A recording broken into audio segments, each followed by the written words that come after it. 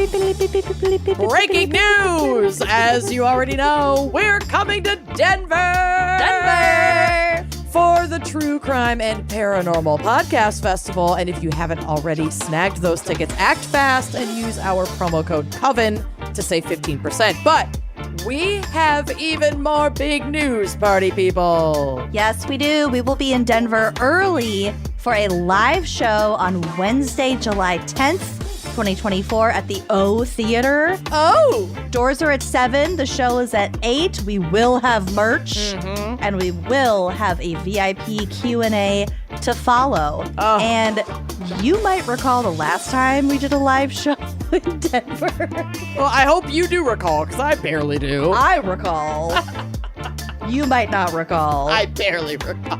The last time we were in Denver, we flew too close to the sun. We activated fully.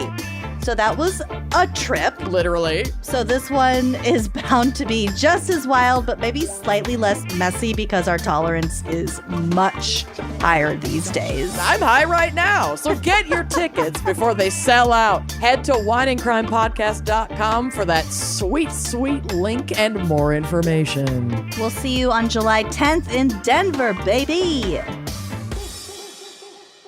Wine and Crime contains graphic and explicit content which may not be suitable for some listeners. Listener discretion is advised.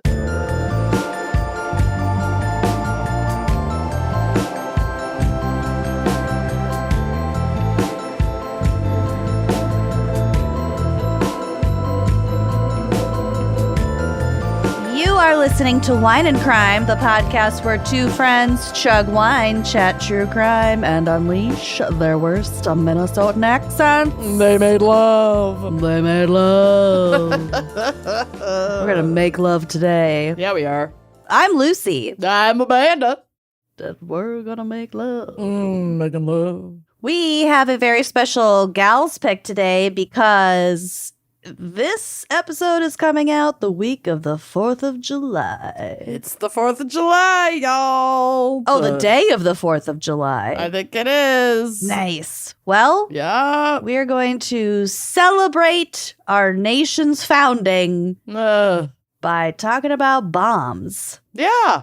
Why not? So this is Bad Bombings. Bad Bombings. And I also have, I got a little case for us about a domestic white Christian terrorist. So Oh, great. what could be more American than that? Oh, it should come as a shock to no one that my bomber is also white. A shitty white man.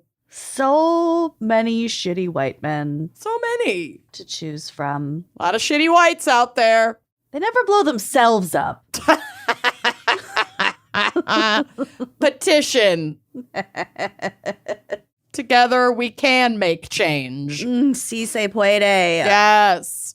All right. Oh my well, I have very high expectations for this episode now. Yeah. So let's get into it. But first, Amanda, what is our wine crime pairing for Bad Bombings? Listen, maybe this pairing is in poor taste, Yes. but I don't give a fuck. I love poor taste. Me too. So this week, we're whipping up a bomb pop cocktail.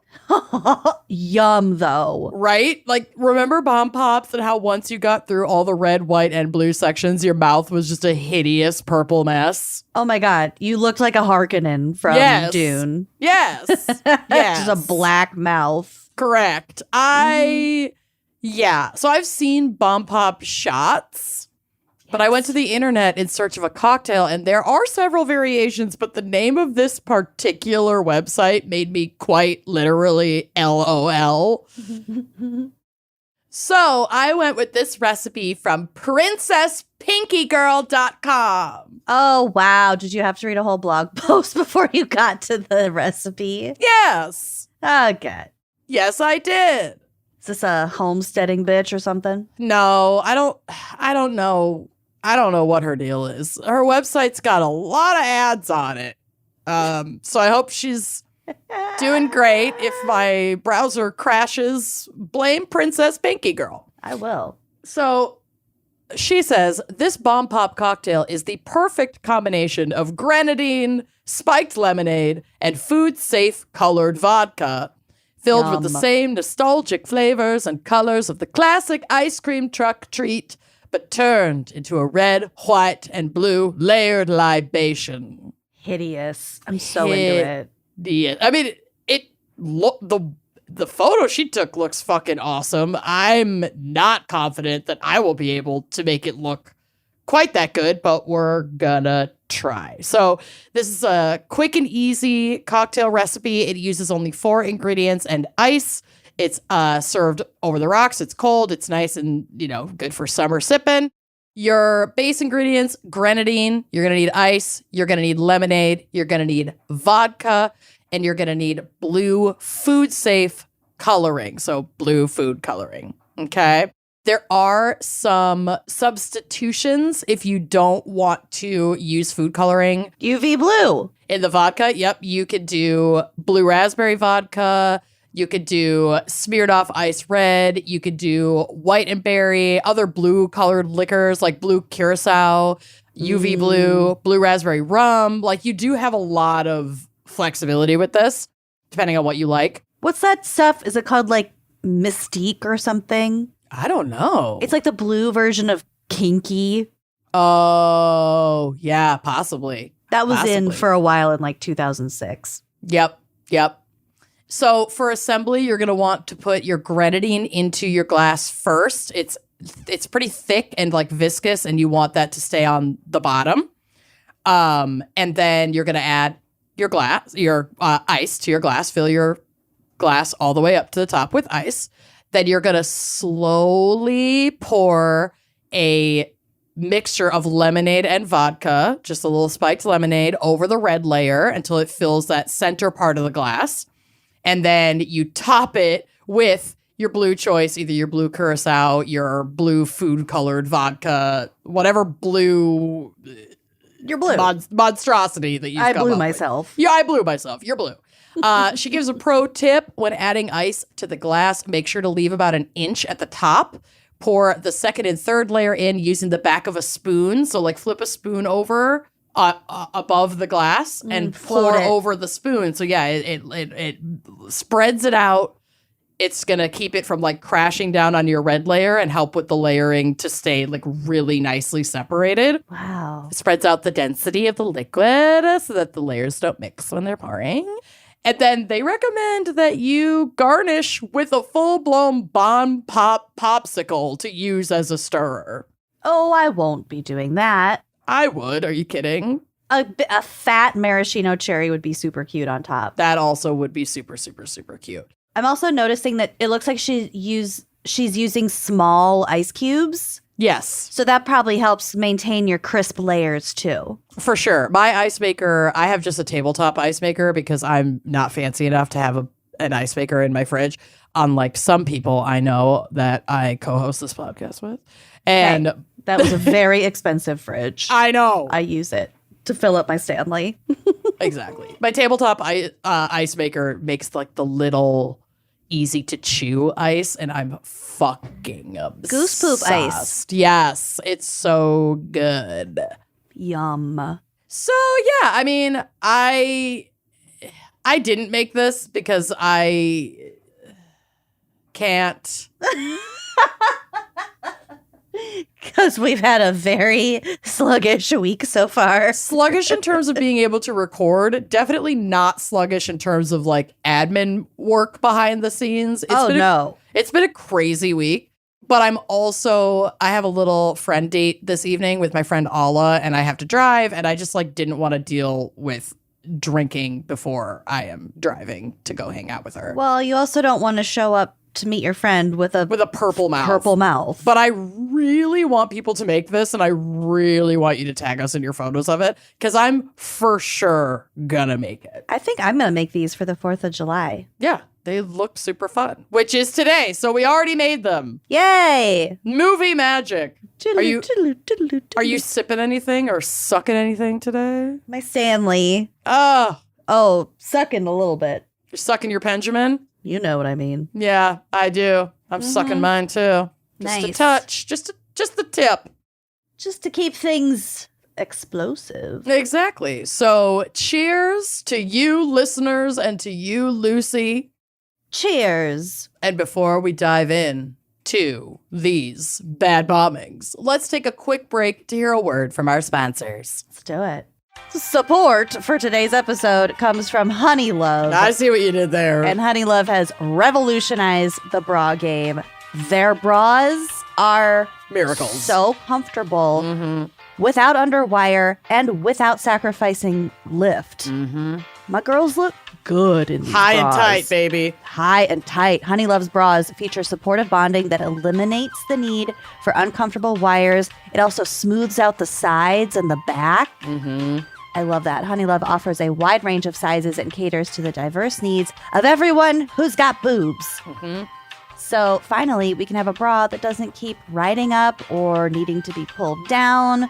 Folks with bigger boobs can finally have a bra that's supportive and comfortable. And their fabric is so soft, you're going to forget you're even wearing it. It is time to spring clean your bra drawer. I need to do that, by the way. For a limited time only, you can get Honeylove on sale. Get 20% off your entire order with our exclusive link, honeylove.com/wine. Support our show and check them out at honeylove.com/wine.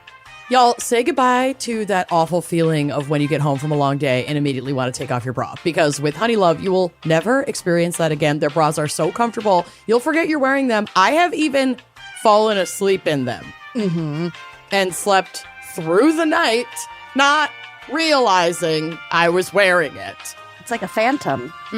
My go-to favorite is Honeylove's best-selling crossover bra. It's so comfortable. It's sure to be your new go-to. This bra gives all the support of traditional bras without using any underwires. Why are we still using underwires in 2024? I don't know. Please stop. Plus, it has this mesh detailing that adds a touch of sexy. This is the one bra that you'll actually enjoy wearing and you will not be desperate to take off at the end of your day. And it doesn't stop there. Honeylove has more than just bras. They have incredibly comfortable shapewear. They have tanks. They have leggings. Their leggings are so good. You can get the V-neck bra, which is another one that I love with their breathable and versatile leggings. It's a whole outfit, babe. Or get the matching shapewear to pair with your crossover bra. Honeylove has you covered for the everyday look, workouts, weddings, and more. Honeys, you need this in your life. You've earned it. Honeylove is not just supporting people with boobs, it's empowering people with boobs. So treat yourself to the best bra on the market and save 20% at honeylove.com/wine. Use our exclusive link to get 20% off, honeylove.com/wine to find your perfect fit. After you purchase, they ask where you heard about them. Please support our show and tell them we sent you. Honeys, you deserve this. Free the pain and discomfort. Keep the support with Honeylove.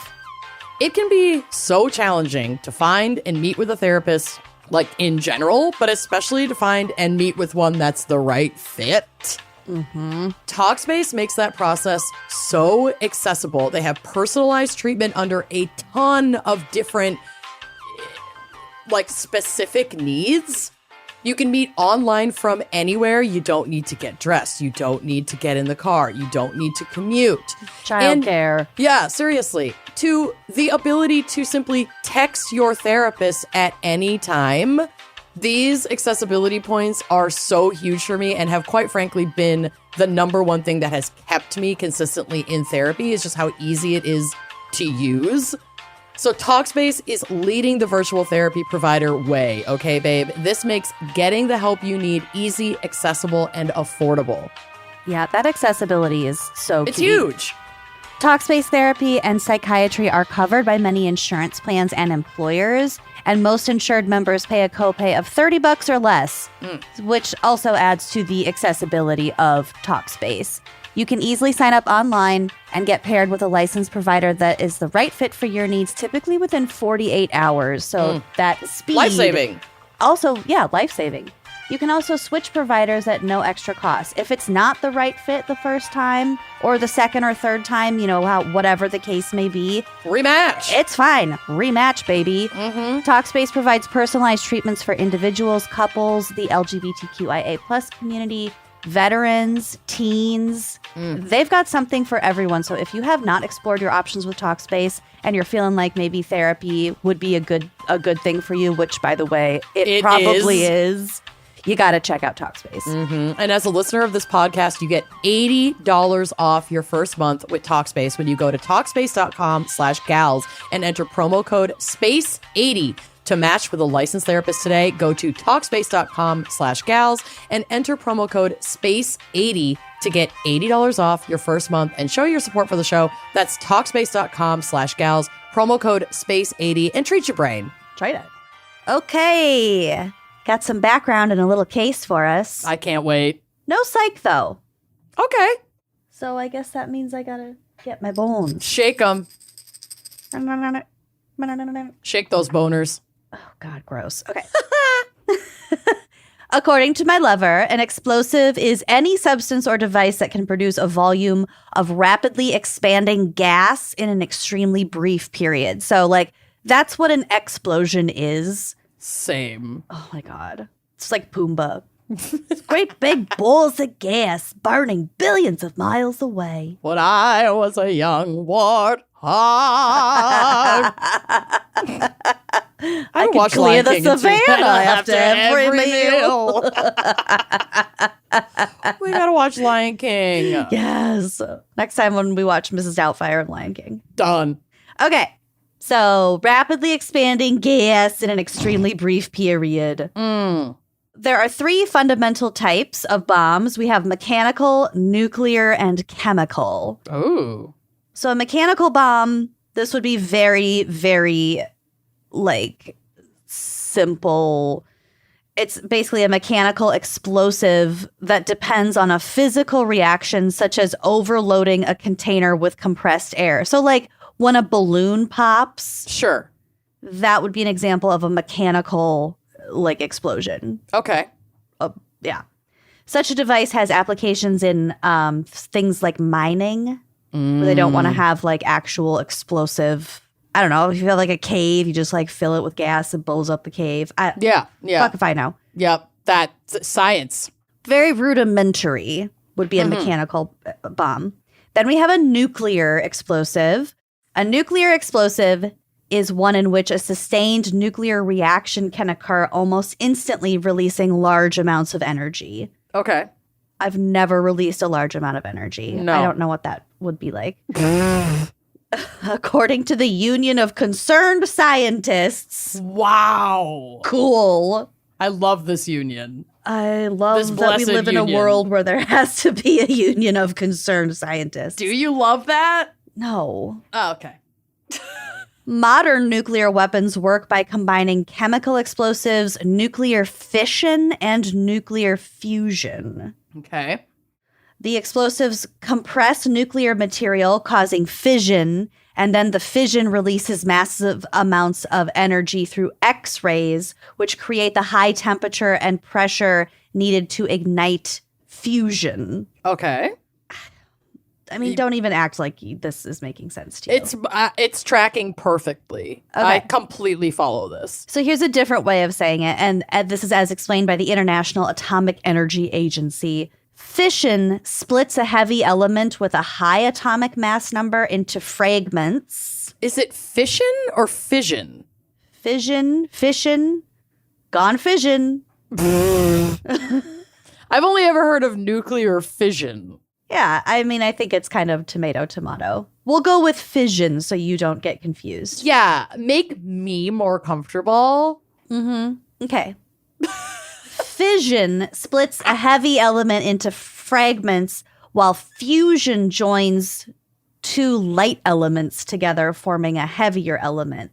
So in both cases, energy is freed because the mass of the remaining nucleus is smaller than the mass of the reacting nuclei. Okay. It's a double explosion. Okay. Both things are making a boom. Got it. And they're Boom, happening boom. at the same time. So there are 4 types of bursts when it comes to nuclear explosives. So tag yourself. We have a high altitude burst. So this is when detonation happens above 100,000 feet and it doesn't significantly affect the ground. Absolutely not. I'm afraid of heights. Next. Air burst, which is when detonation is below 100,000 feet, but the fireball doesn't touch the ground. I don't think I'm that athletic. Next. Fireball. Fireball. I actually think I know which one you're going to tag yourself as. Oh, God. Okay. Third, we have the surface burst. So this detonation occurs at or slightly above the surface level, of the planet. For example, the blast kicks up considerable radioactive debris. This is like Hiroshima. Surface burst sounds like a Dr. Pimple Popper moment. Oh, that's so gross. I don't think I'm this one. Next. Last one, we have the subsurface burst. Detonation happens underground or underwater. The depth determines the destructive forces on the surface. Now we're talking. They're under the ground. Exactly. That's me. I want to be low and cozy. Yeah. Deep. I feel like, if you have bad gas, sometimes you have farts that are like so deep, they're like, they don't even count. Like they don't even come to the surface. Oh, yeah. Yeah. That'd be a subsurface burst. Yeah, I feel this. And then our last type of explosive is chemical explosives. There are two types of chemical explosives. The first type is detonating, also known as high explosives. So detonating explosives. And the second one is deflagrating or low explosives. Okay. So detonating explosives would be like TNT or dynamite. TNT, by the way, is short for trinitrotoluene. Trinitrotoluene. I have never even considered looking into what that means. Ever. I've never given it another fucking thought. So thank you. You're welcome. Like I knew it stood for something, but I just Surely it stood for something. Surely. Don't call me Shirley, but yes, it did. And I just never even thought to look at what that might be.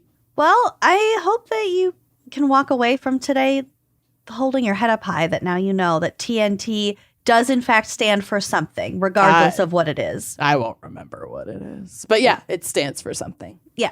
Okay, so TNT, dynamite are detonating explosives or high explosives. And they're characterized by extremely rapid decomposition and the development of high pressure. So that's up your alley. The fission and the fusion happen real fast. Okay. Versus deflagrating explosives. So examples of this would be black and smokeless powders. Oh, that is applicable in my case. Okay. So so a low explosive. These involve merely fast burning and produce relatively low pressures. So it's not that complicated. My dude is a pipe bomb guy, and this appeared to be a pretty common ingredient, especially like smokeless gunpowder type things, smokeless powders in pipe bomb, not bong, not pipe bong. The good one, pipe bomb, the bad one, creation, construction, development. So that would be like your detonation factor within the bomb. Yep. Under the right conditions, some normally deflagrating explosives can be used to detonate, such as in a pipe bomb, which I'm assuming it was the case for your case. Yep. According to the Bureau of Alcohol, Tobacco, and Firearms, the AATF, the oldest type of explosive material known is black powder. So black powder is the original form of gunpowder that dates back to 9th century China. Ooh. When alchemists mixed various materials to develop an elixir of immortality. Oh. The first they were drinking it to stay young? There was a lot of trial and error. Hey, fair enough. Throughout humankind. When it comes to black powder, we'll get to it. The first known record of gunpowder is found in a book, and I have to say, these super old Chinese book volumes have such incredibly straightforward names. So the first record of gunpowder is found in a book called Classified Essentials of the Mysterious Tao of the True Origins of Things. Love it. You know what you're getting. Yes. You know exactly. You can read this book by its cover. So this was around 850, the year 850. Oh, God. Where it describes how, quote, some have heated together sulfur, realgar, and saltpeter with honey. Smoke and flames result so that their hands and faces have been burnt, and even the whole house where they were working burned down. So, trial and error. Yep, that's rough. Yep. So I don't know if they were like, I don't even know if they made it to the drinking stage. I think they just like, they were mixing shit and they were like, oh shit, this powder is igniting itself. I better get out of here. In the year 1044 CE, here's another book. The Collection of the Most Important Military Techniques. Ooh, okay. Another very clear title. Yep. The most important military techniques. Contained 3 more explosive recipes, considered the first true gunpowder recipes developed for warfare with encroaching tribes threatening their borders. So, like, wouldn't it be so fucking scary to, like, witness the detonation of gunpowder for the first time without knowing that it even exists? Yes. I mean, it's scary now. So that would be horrifying. Yeah. And no, I'm so glad that we live at a time that's at least slightly beyond, well, certainly beyond like primitive human discoveries. Yeah. Because I would be in a cult so fast, my mind would be so blown all the fucking time. I couldn't keep up with that. Dude, I'm also the solar extremely eclipse. Oh, I know. I think about that all the time. I'm also an extremely gullible person. Same. So it's just, that's a recipe for disaster. Yeah. Honestly, I'd be excited to join a cult. Yeah, because at least it would feel like it gave me some grounding and stability. Also, your lifespan is like 18 years old, so like you wouldn't even have to be in it for very long. No.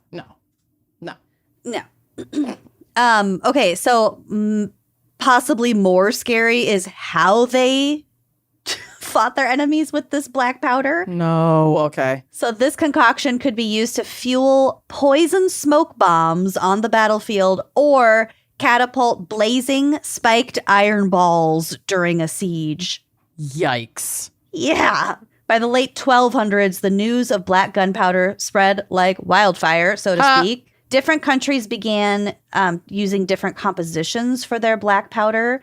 So the Chinese powder consisted of 75% saltpeter, which we'll get to. Saltpeter is another word for potassium nitrate. Got it. 15% carbon and 10% sulfur. The French used 75% saltpeter, 12.5% sulfur, and 12.5% charcoal. And the English used 75% saltpeter, 15% charcoal, and 10% sulfur. I'm naming my next cat Saltpeter. It's a cute name. It is kind of cute. It's horrifying, but it's kind of cute. So quick word about saltpeter. Ugh, tell me more. So it's, like I said, it's potassium nitrate. The Arabs called it Chinese snow. Okay. And the Persians called it Chinese salt. The word nitrate comes from the Greek nitron. Everything comes from the Greek, baby. Exactly. Put some Windex on it. So nitron went through Old English and Middle English as niter. And by the 15th century, something happened in there where it became saltpeter in Europe. And later as nitrate of potash, which comes from potash, which makes the word potassium. Yep. As the chemical compounds became more understood by scientists. That's the evolution of the naming criteria is pretty fucking cool to follow. I love the etymology. Yeah, that would be the word for that I couldn't come up with. It's funny that you forgot the word for etymology. Yep, sure did. Sure did. I also love entomology. According to Britannica, again, my brand, the typical conventional bomb is a streamlined cylinder that consists of 5 major parts. So it's a tube with an outer casing that's commonly made of metal. We have the inner explosive material, which is usually made of TNT or RDX, which stands for Royal Demolition Explosive. It's just another organic compound like TNT that's commonly used as an explosive. Okay. So TNT, RDX, they are two completely different compounds, but basically in use and where they come from is the same thing. Sure. Also ammonium nitrate or other high explosives in combination with each other. Mm-hmm. Because like I said, like all the, several different countries had their own mixes for what became gunpowder. Mm-hmm. So like different combos have different effects. And then you would have devices such as like fins on the side of a bomb to stabilize it in flight. Mm-hmm. Because depending on the kind of bomb, it's going to go somewhere when it explodes. Like at least the casing. Yeah. Plus, if you're like launching it from somewhere else, you need it to be able to be stable. Mm-hmm. Then we have one or more fuses to ignite the bomb's main charge, and a mechanism for arming the fuse or preparing it to explode. Got it. Bombs can be classified according to their use and explosive material. For example, fragmentation, incendiary, or anti-armor. Mm-hmm. So that's kind of how we classify bombs for the most part. Okay. So I couldn't search like the most common types of terrorist bombs without like ringing the loudest of alarm bells. Fair. But the National Academies and the Department of Homeland Security published something on improvised explosive devices, so IEDs, not IUDs. No. Different. Very different. So I think it's safe to assume that those are the most common. Mm-hmm. So an IED attack is the use of a quote-unquote homemade bomb and or destructive device employed to destroy, incapacitate, harass, or distract. Mm-hmm. They are used by criminals, vandals, terrorists, suicide bombers, and insurgents and can come in many forms, ranging from small pipe bombs to like larger sophisticated devices. Sure. The term IED you might recognize from its common parlance during the Iraq War. Yep. There are many commonly available materials such as fertilizer, gunpowder, and hydrogen peroxide that can be used as explosive materials in IEDs. So they can be really easy to make. Yeah. I'm not going to tell you how. Nope. But there are definitely sources online that tell people exactly how to make bombs, and that is terrifying. Mm-hmm. Bombs are one of my big fears. It's like big waves and explosions. Big waves and big explosions. They're not, none of it's great. No, it's so scary. A very common example of a fuel and an oxidizer for an explosive is called an ANFO, an ANFO, which is a mixture of ammonium nitrate and fuel oil. So ANFO. Got it. And here's a fun fact to round us out on our background portion.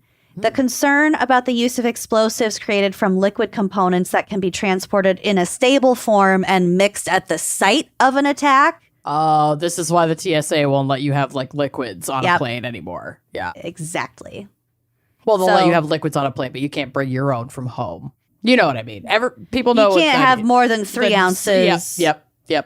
And like it's like 3 or 4 different containers of 3 ounces or something like that. And that's because you can mix 2 stable chemicals in liquid form and create an explosion. Right.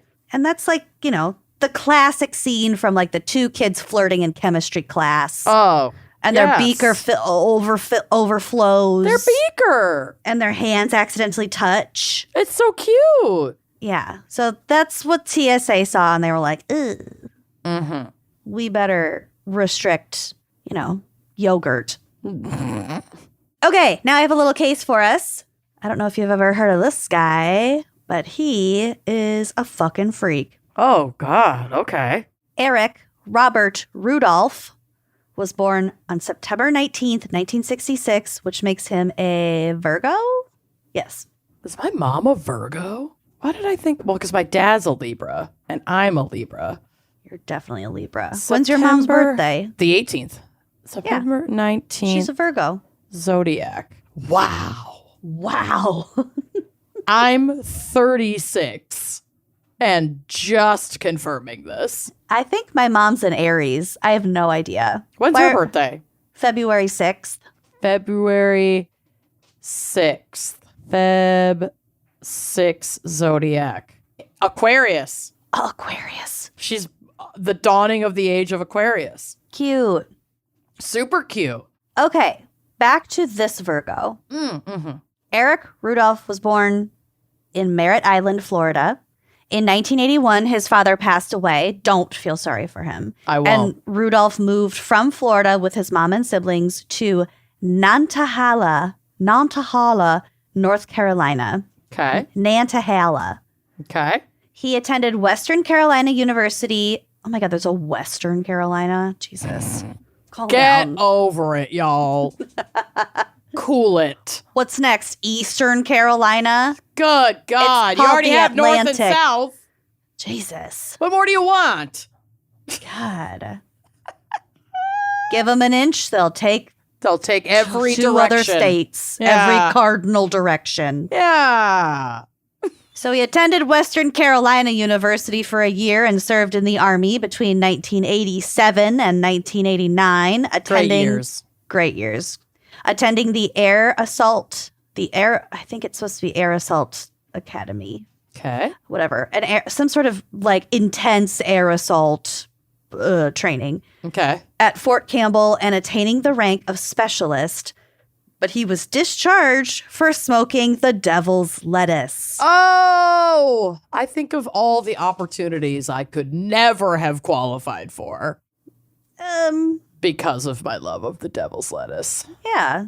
What opportunities? Well, I mean, if I had gone back in time and wanted to be an aeroblast engineer, never would have made it. Air assault. Yeah, never would have made it past the gate. Yeah, I wouldn't even go to the gift shop there. No. Following his discharge, he began working as a self-employed carpenter in Western North... God, speaking of cardinal directions.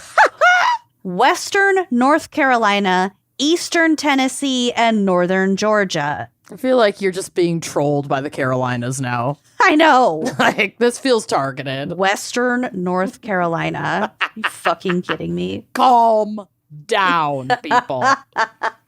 This is too much. This is too much. Where's Peniston? Around this time, he became associated with a number of white supremacist groups. Oh, you don't say. He was strongly linked with the Christian identity movement, which believes that Northern Europeans are descendants of the 10 lost tribes of Israel, meaning that they are God's true chosen people. Sure. He cited biblical passages often. He claimed to be a Catholic, which is always a red flag. He's hardcore and filled with hate and bigotry. Great. Yeah. He's a great guy to have been trained at a high level by our military. The white supremacist to pipe bomb pipeline is very fucking tight and clear. It is. God. It really is. So Rudolph, spoiler alert, began to wreak havoc in the summer of 1996. I'm shocked by this. I know. I did not think that's where this was going. No, who would? Catholic. Oh, God. No one's safe. So in the summer of 1996, when he planted a bomb in Centennial Olympic Park in Atlanta. So this happened on July 27th. As spectators watched the Summer Olympics, a blast ripped through the crowd, killing one woman who had traveled with her daughter to watch the Summer Games and injuring more than 100 other people. Oh, my God. It was sort of like 2 deaths. It was like 1.5 because a Turkish TV camera operator also had a fatal heart attack after running to help the injured. Oh, my God. Yes, that's not even a half. That's a whole. Yeah. That's directly as a result of this traumatizing incident. It killed him. Mm-hmm. But it injured 111 people. That's wild. And it only, quote unquote, only killed 2, which is extremely impressive. I mean, yeah, it's kind of miraculous. So considering the size, it had to have been a pretty decent blast to have injured that many people. Yep. So have you ever heard of Richard Jewell? No. Okay. So basically, the reason why I say that lightly, only 2 people died after this really intense bomb is because a security guard at the Olympic Park like saw the bag before it exploded, and he thought it was suspicious, so he like cleared the area. Oh my God, we've got a hero. Well, he saved countless lives, but he was like, I don't remember like the details, but he was so like willing to help the FBI, and like he did such a good job that he became the FBI's prime suspect. Oh no. And then like the media got a hold of it, and it was like this trial by media shitstorm. But was he? He was not. He was responsible for saving lives by clearing the area. This isn't a Shyamalan twist. This is like he's getting screwed right now. That detail is not a Shyamalan twist. That's just like an extra story. There's a whole movie. Damn. It's called Richard Jewell. Oh, okay. No, I haven't heard of this. I feel like it's on Netflix. You should look it up. It's really interesting. And this man's life was like fucking destroyed. Oh, God. And we'll kind of come back to him in a little bit. This is why you never help people. Well, they also like didn't find the actual bomber, Rudolph. What the fuck? And before the bomb detonated, he anonymously called 911 twice to warn them about the bomb. The actual bomber. Yeah, Rudolph. Yeah. Okay. So put Richard Jewell out of your head for now, because he was not involved in this other than saving lives. Yeah, he ended up being an innocent victim of the court of public opinion. Yep. Got it. In like a really fucked up way. Ugh. So he like got away. Over the next 2 years, Rudolph hides more bombs in different places. In January of 1997, so the following January, he hid, and I got conflicting kind of reports. I think he hid 2 bombs at an abortion clinic in the Atlanta suburbs of Sandy Springs. Of course. Save the babies, so I'm gonna bomb this place. Well, he's a Catholic, remember? Yeah. Yeah. I'm pro-life, so I'm gonna try to kill a bunch of fucking people. Yeah. Yeah. It's logic. Yeah. 7 people were injured in that explosion. So I think it's not quite clear that there were 2 bombs in this case. One article I found mentioned a secondary bomb, which OSHA describes as a bomb intended to kill or injure parties who are responding to a first explosion. Oh my God. So it's like timed to go off later when rescue comes? Correct. That's fucked up. I never even like thought of that. Oh, that's sick. That's a thing? Yeah. Ugh. Because remember when I said that we can classify bombs based on their intention? Oh, fuck. So a secondary bomb would be a second and, potentially more lethal bomb, because that's when they're really trying to take people out. Ugh.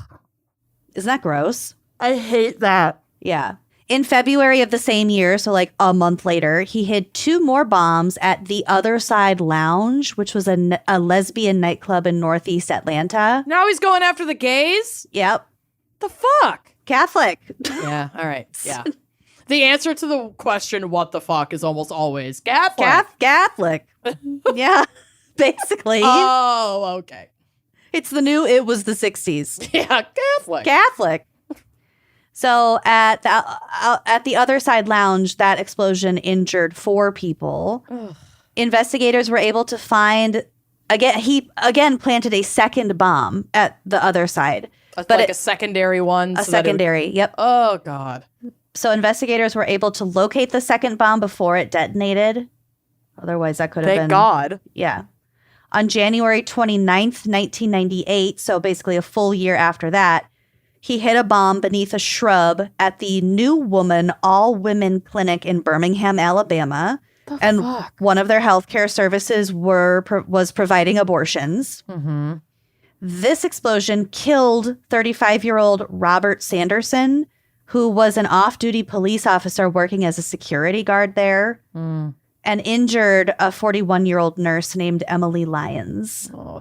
So this one, because it killed a cop, This is what really pissed off the feds. Well, yeah, and then they're actually going to take the investigation fucking seriously because that's more valuable a life to them. I think they also maybe had not connected these bombs to the Olympic Park bomb at this point. So they don't know how many, like it wasn't immediately clear that this guy has been bombing all over the place. Sure. For the last 3 years. Yeah, what the fuck?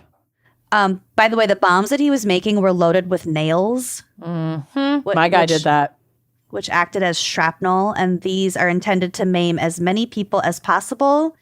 And nail bombs are, go figure, a favorite among terrorists. The next day, on January 30th of 98, so the day after that second abortion clinic bombing, law enforcement agencies began looking for Rudolph after witnesses reported seeing his gray 1989 Nissan pickup near the clinic. But only a few days later, on February 7th, that truck was found abandoned in the woods by 2 raccoon hunters. Ooh. From there, hundreds of law enforcement officers and also just like citizens conducted a door-to-door search and combed through the woods, but Rudolph managed to hide from them because remember, he's like a specialist army, like survival guy. Yeah. Air bomb specialist. Yeah, whatever I said. Air traffic controller. Air assault. Air assault can. Yikes. User.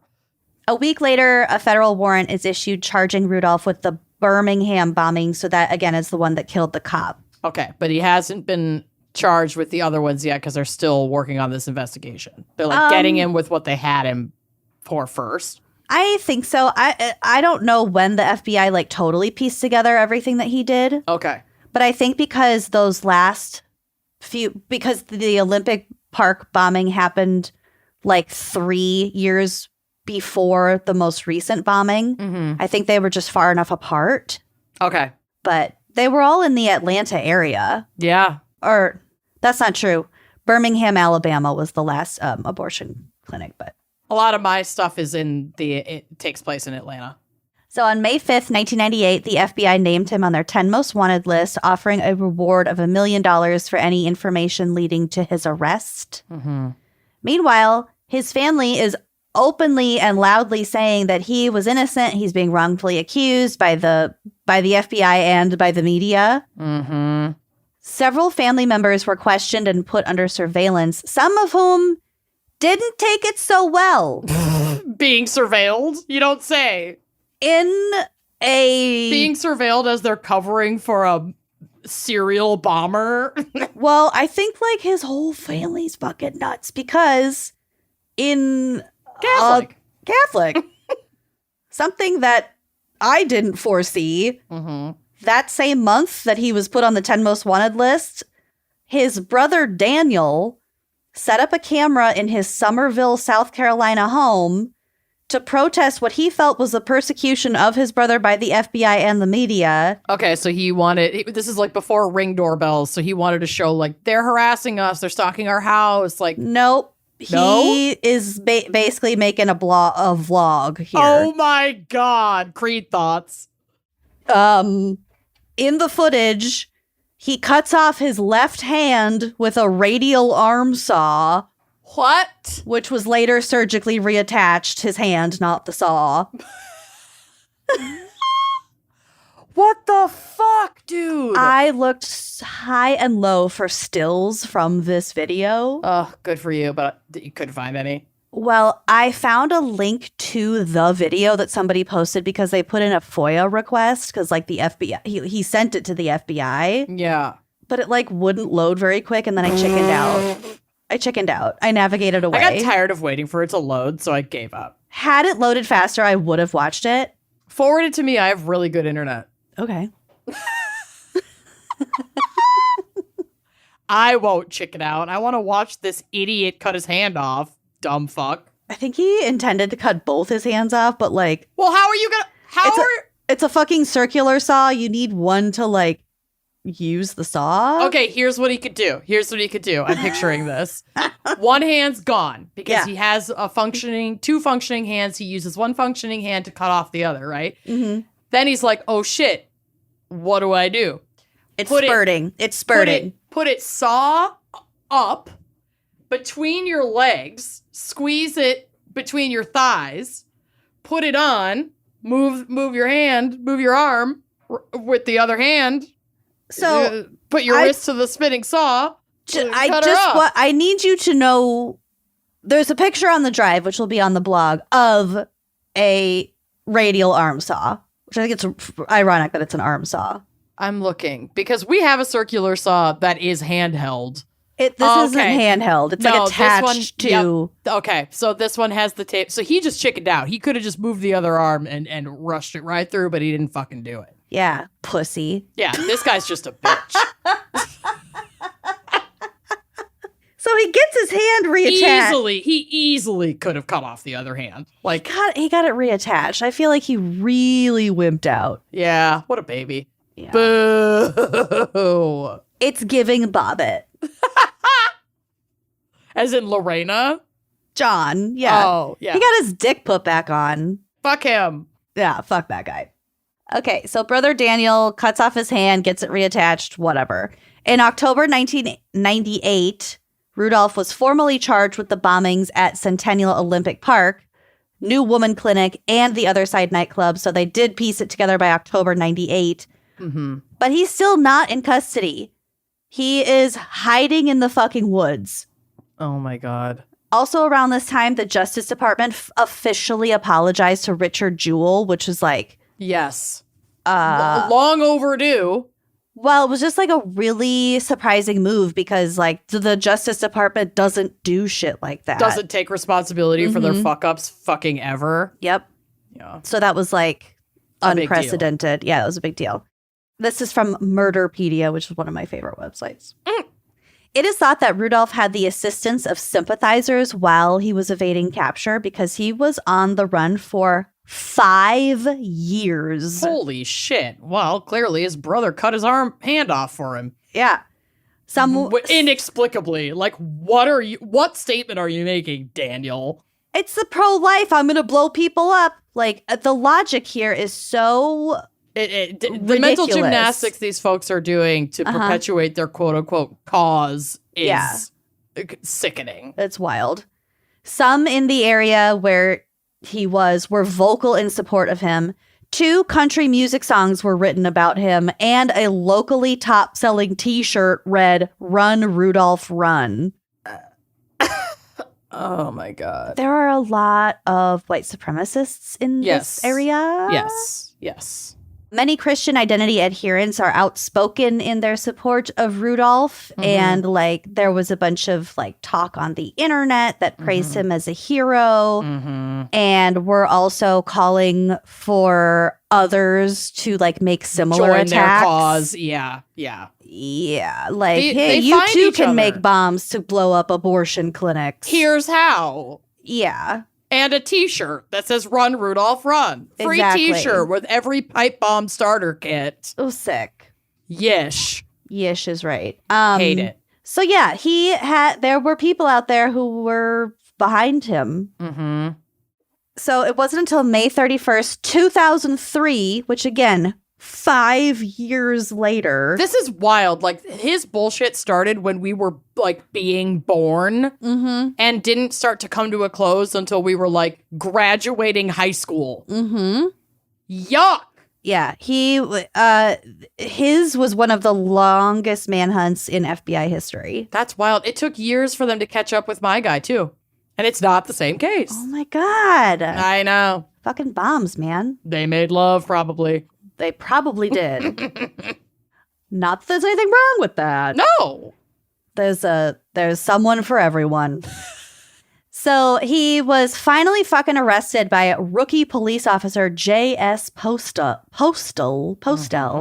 while rummaging through a trash bin for food scraps at 4 a.m. behind a rural Save-A-Lot grocery store in Murphy, North Carolina. Oh, how the mighty have fallen. Rudolph was doing that, not the rookie cop. Can you imagine if he had been found rooting through a trash can by the raccoon hunters? We've been chasing you for years. You for fucking years, motherfucker. We don't just go after these cute little bandits. We're going after you, motherfucker.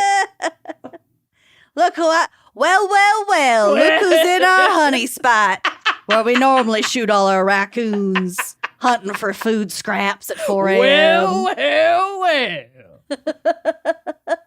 That's canon Looky now. who we have. His eyes are like glowing in their flashlights. He has a little tiny black eye mask on. He's got like 4 babies on his back. Oh, no, not Rudolph. I would never allow him to be that cute. I know. He hisses. Yes. So Rudolph was unarmed and taken into custody without incident. They probably stopped for Burger King. You know who else was unarmed? His brother Daniel. I don't know what's come over me. I just hate these people. He was unarmed and then rearmed. So this was weird. At the time of his arrest, he was clean shaven with dyed black hair and like brand new tennis shoes. Ugh, okay. I don't know. He Brand new white New Balances. Basically. Hadn't even mowed the lawn in them yet. Hadn't broken him in. He'd apparently been camping for 5 years in the Nantahala National Forest. No. Living off of acorns and salamanders and whatever else he could pilfer from trash cans and people's gardens. Wow. Salamanders. That's a lot. Yeah. 3 days later, he pleaded not guilty at an arraignment hearing. 2 years later, on April 13th, 2005, so literally when we were graduating high school. Yeah, like almost to the month. He accepted a plea bargain to avoid the death penalty and pled guilty to all 4 bombings, and then quickly released an 11-page statement blaming the violence on the legalization of abortion. Oh, good. He snuck in a quick manifesto before we were just fucking done hearing from this asshole. Catholic. Oh, right. He stated that his actions were based on his anti-abortion and anti-gay views, adding, quote, "The fact that I have entered an agreement with the government is purely a tactical choice on my part and in no way legitimates the moral authority of the government to judge this matter or impute my guilt." Okay, bye. Yeah, as part of his plea deal, he also disclosed where he hid 250 pounds of dynamite. Jesus Christ. Like, stashed it for later. The ATF recovered and disposed of that. Good. In July, Rudolph was sentenced to 2 life terms in connection with the Birmingham bombing. A month later, Rudolph apologized to his victims and their family for the 1996 bombing of the Olympic Park while he appeared in court for sentencing, but he did not apologize for any other attacks. Of course not. He was then sentenced to serve a total of 4 consecutive life sentences in prison plus 120 years. In February of 2013, with the help of his brother. No, he gave him a helping hand. He reached out. Rudolph published his autobiography. No, nobody wants this. No, I'm not even going to say the title because he's such a piece of shit. Ugh. Also, a bunch of his other bullshit, like essays and stuff, have been published by the Army of God, which is a Christian terrorist organization. Great. In March of that year, 2013, the U.S. Attorney's Office in Birmingham stated in court documents that it was seizing Rudolph's book sales royalties to pay back the $1 million he owed in restitution. Correct. This is the right move. He shouldn't make a fucking penny off of this shit. I think there's a law that says you can't. Yeah. If you're incarcerated. But you'd think it would be over, but wait, there's more. In June of 2020, Rudolph filed another 11-page handwritten appellate motion. What is his obsession with 11 pages? I don't know. I don't know. This 11-page handwritten appellate motion could have been an email. Okay?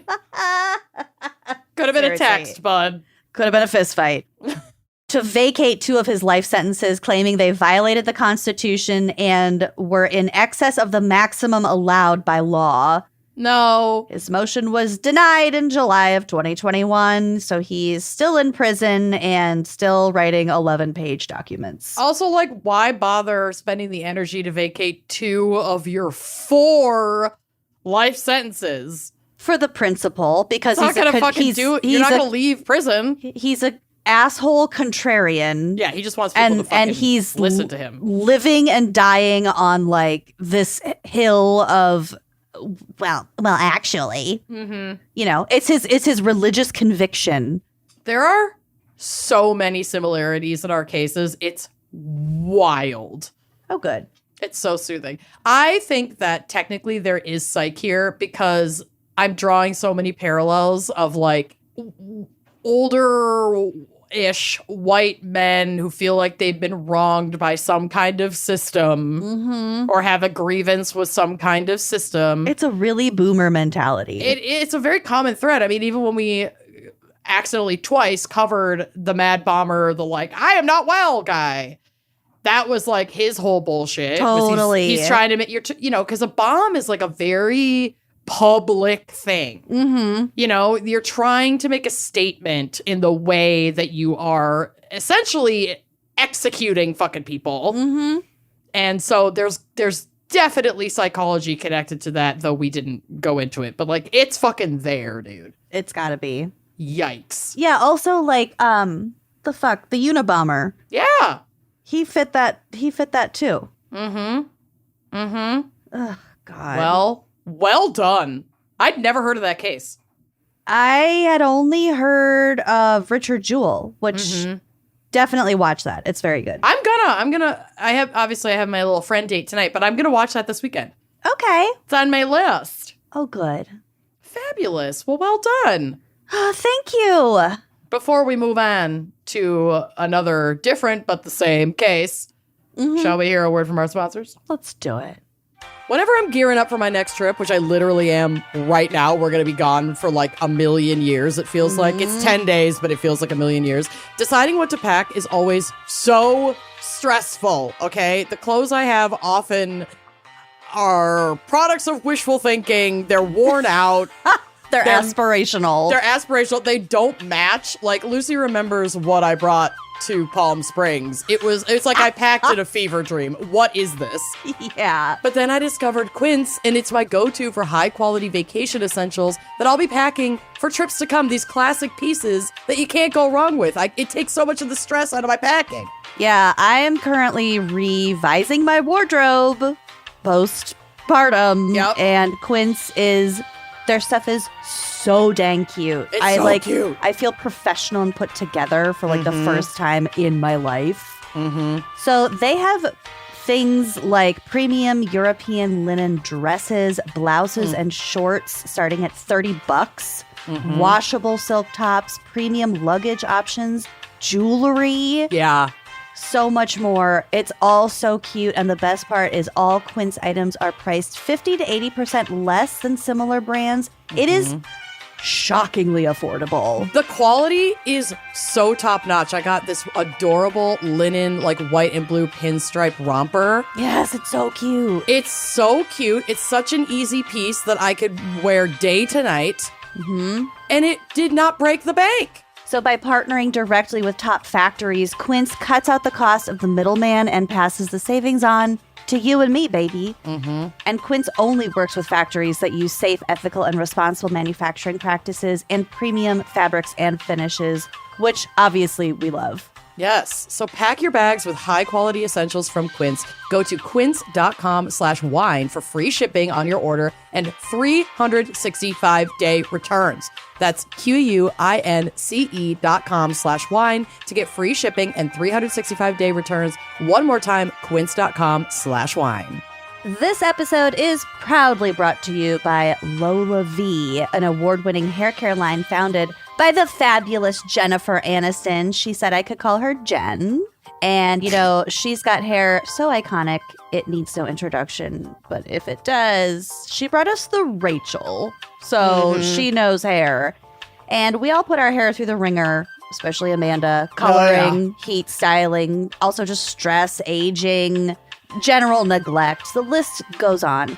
And over time, it takes a toll. And honestly, my friend Jen got tired of the damage and the struggle of having to choose between hair products that work and ones that are actually good for us, because it's like a mix and match hellscape sometimes, finding good hair products.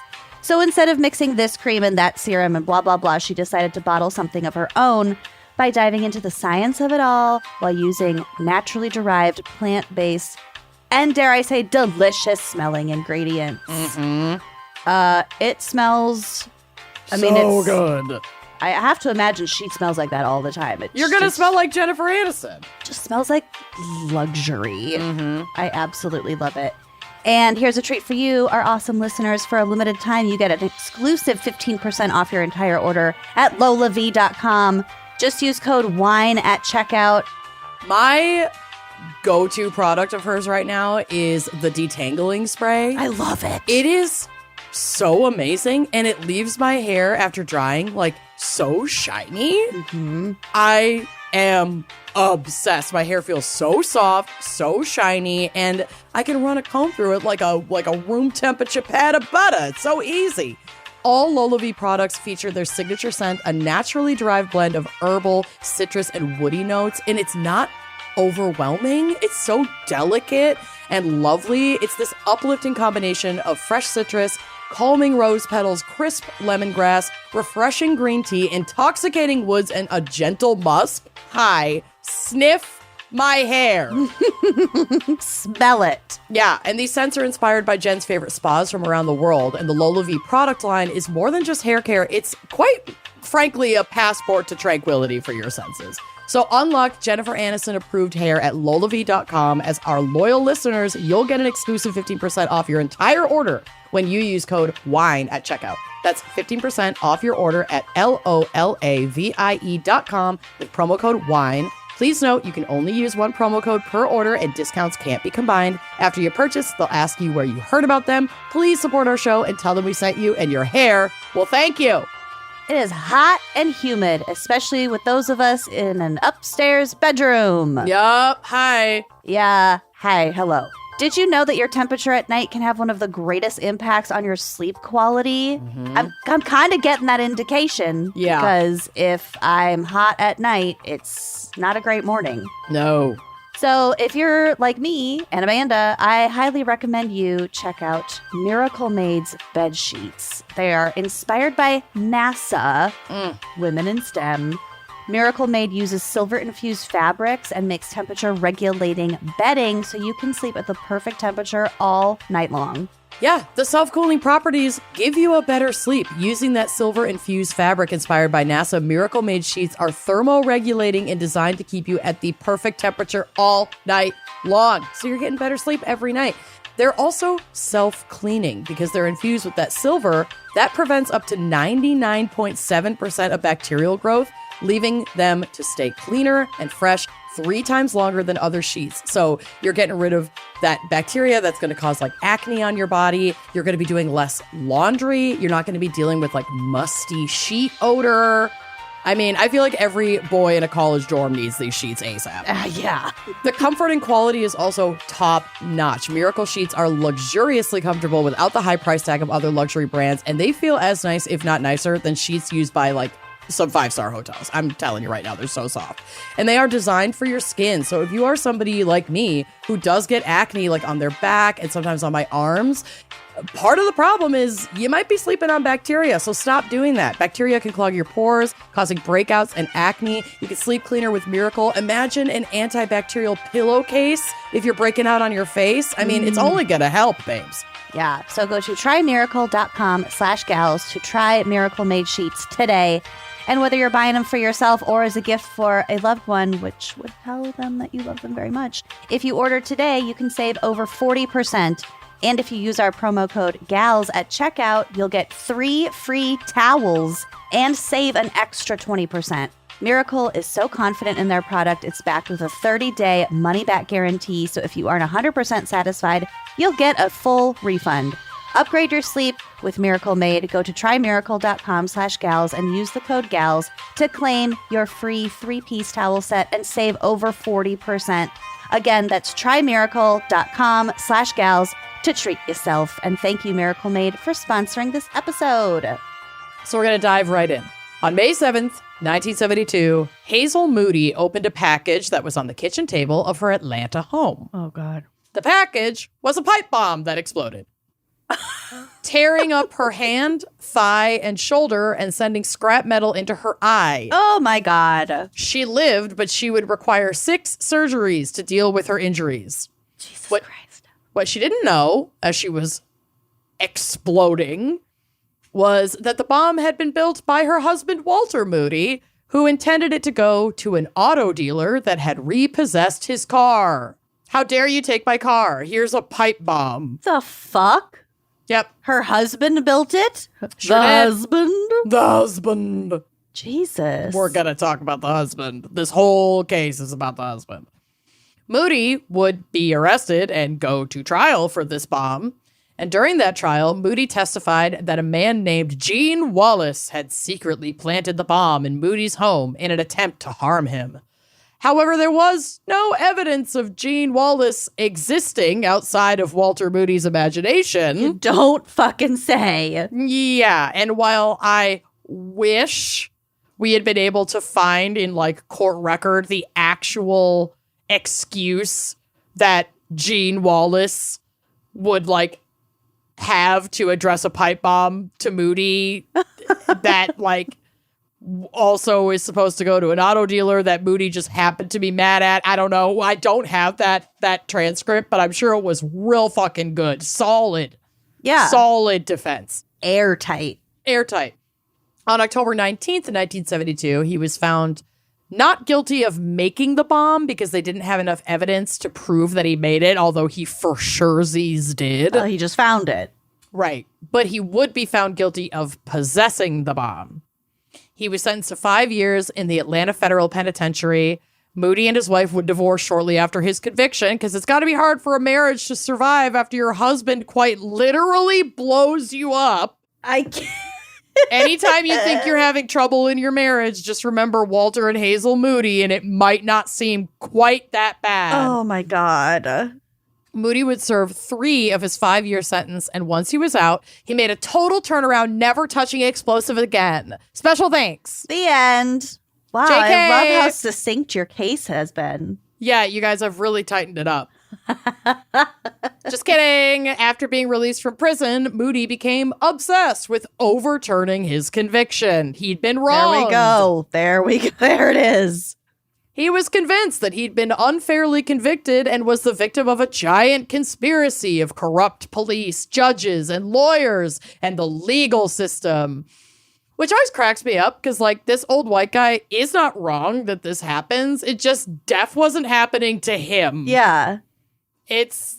No, Sir, boss. your rage. Sir, your wife had her hand blown off. God. He also felt that it was this conviction that prevented him from becoming a lawyer, which apparently he wanted to do. Oh. He had attended law school in the past, but he left without finishing, LOL. He dropped out. Yep, but it's because of he's him the being victim. wronged Yes. that he can't. I can never become a lawyer. Yeah, well, you dropped out of law school, but now I don't have the option. You took it away. It's not fair. Because a felony conviction in the state of Georgia, that would prevent him from practicing law. Thank God. Yeah. So that was 1972. Now we're going to skip ahead a little bit to 1985. And even though Moody had already served his prison sentence and been out and free for like the better part of a decade, he went in 72. He only served 3 years. So he was out in around 1975.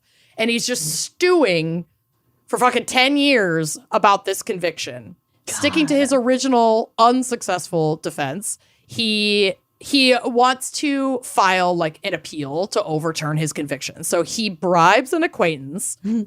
She's a woman named Julie Lynn West, and I'm actually not even sure how they met. She was considerably younger than him.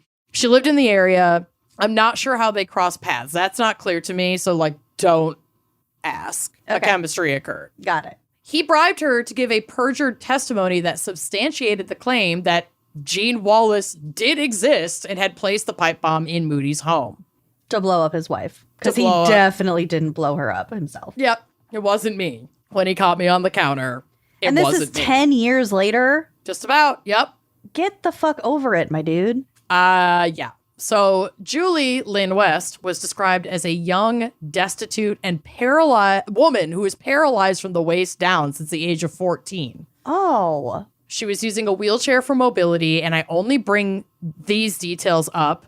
Well, I bring them up for a couple of reasons. He very clearly targeted her because she was vulnerable, but the court also brought up that she was a wheelchair user, and they weren't explicit as to why this was like part of testimony, but I believe it's because they deemed it relevant to her inability to earn money at the time, and she was therefore more willing to perjure herself on behalf of Moody because he was offering to pay her.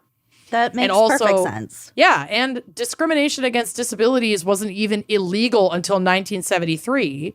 So in 1986, like, she would have probably had severely curtailed options to earn an income. Still, you know, we're still recovering to this day from ableist policies that, and like lack of access that prevent disabled people from properly being able to like earn a livelihood. So she was clearly a victim of all of this.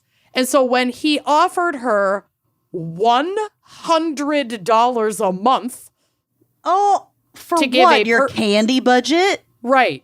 To give a perjured testimony about the 1972 bombing, she accepted. For how many months? It's unclear how many months he was paying her and how much he even paid her. We don't know. Oh my and it's such a fucking insulting amount and like a clear manipulation of a low-income disabled woman. This guy's a fucking piece of shit. Yeah. And there is not an ism that this man doesn't inhabit, and we will fucking get to it.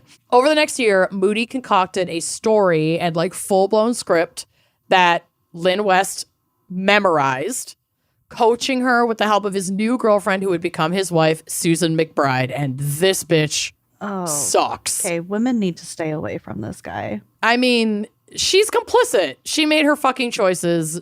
Yeah. She blows. Women can fucking suck too, and she's one of them. But here is a recap of the story that she like memorized according to court documents. Quote, in May of 1972, Julie Lynn West and her mother, Joanne Ekstrom, traveled to Atlanta from their Wisconsin home. She was living in Wisconsin at the time. While staying at a motel, West, who was a teenager at the time and already paralyzed from the waist down, met a man named Gene Wallace. Wallace asked West for a date, and after pleading with her mother, West was allowed to go. So they're painting this fake man to also be like a creep predator who's like trying to date a teenage girl, and her mom was like, sure, you can go. None of this is real. Wallace drove to Macon. I'm not sure. Macon. He proceeded to a house, retrieved a package from his car, and placed the package inside the house. While driving away, he exclaimed, I forgot, he doesn't have a phone, and doubled back to the house, referencing he as like, must be a reference to Moody. Yep. As they pulled in front of the house, emergency vehicles were already lining the street, and it looked as though some sort of explosion or fire had occurred inside of the house. So like on their date, he's talking about how he had done this whole thing, like dropped this fucking package off and all the details of that. Okay. When West questioned Wallace about the package, he beat her. He took her back to her motel, and she never saw him again. However, the memories of that day haunted her. She had frightful dreams for years. Finally, after 14 years, she could stand it no longer. West, who lived in Atlanta in 1986, decided to go to the Macon Library to discover whether anyone had been injured in the explosion. Aided by helpful librarians, West and her mother learned of the fate of Hazel Moody and eventually got in touch with Walter Moody, who at last had someone to corroborate his Gene Wallace defense. So this is what she said. This is like her testimony, essentially. Oh, the helpful librarians. We'll get to the librarians. Oh, my God. Impressively, in addition to the concocted story, Moody concocted some theater in order to give the story credibility. Oh, good. In addition to helping her memorize these details, he also instructed Julie Lynn West to go to the Macon County Library in Georgia and conspicuously ask for assistance in using the microfilm equipment. Microfiche. Yeah, and for youngins, this is how you'd find old newspaper articles before the internet. He also instructed West to pretend to have lost a pen bearing her initials. Oh, God. West was to ask the librarians about the pen and make sure the librarians were apprised of West's initials. I was there. I lost my pen. Remember how I asked you about my pen? Oh my God. Ironclad tactic. So There's no way stupid. this is going to fall apart. No. This is giving Transylvania book heist. Yeah, a little bit. They ran into a snag when West's mother was not available to go to Macon, so Susan Moody, Walter's wife, donned a wig to impersonate Julie's mom because Julie had said in court, or like this had been the plan that like Julie's mom took her to the library, so there'd be like all these people to testify. Yeah, we did that. We saw her. We did this. But it was Susan. Susan put on a wig, just like the Transylvania book heist, impersonated her mother, and drove her to the library to keep that part of their story. Okay. Satisfied that the script was memorized and with the supporting background in place, Moody filed his petition to the court to vacate, nullify, and reverse his 1972 conviction due to the new evidence from the falsified testimony. So they work up this whole thing. They do their little plan at the library. Then he's like, okay, we've laid the groundwork. I'm going to file this petition so that when you go testify in court, all of this would have actually happened. Mm-hmm. So you can feel good about, lying. Yeah. Purging ourselves. Purging. Literally purging. Perjuring. I know, but I like to say purging.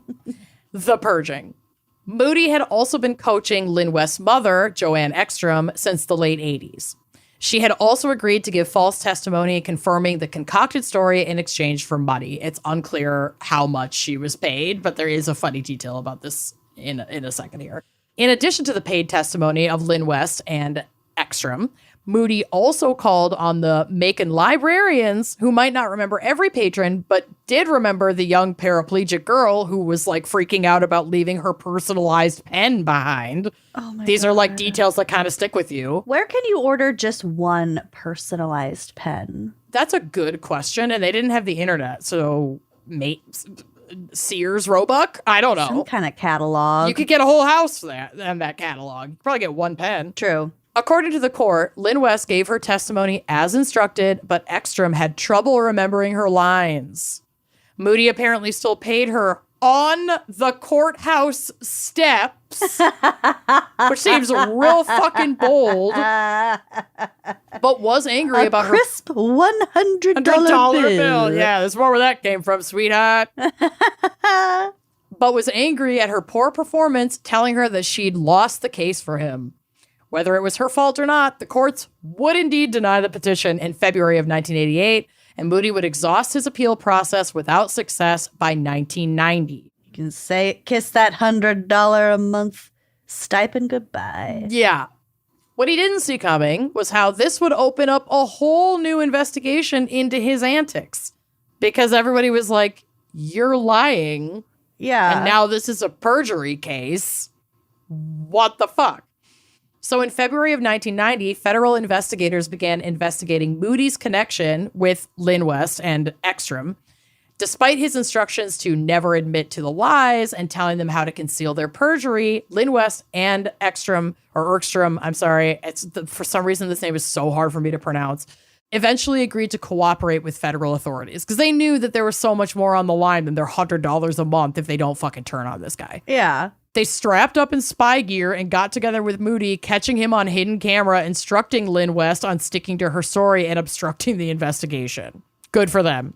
West and Ekstrom also testified at trial that the entire Gene Wallace story was fabricated and paid for.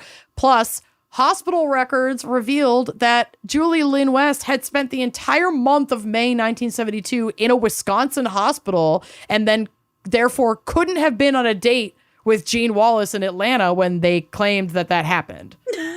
So, you guys. Yeah.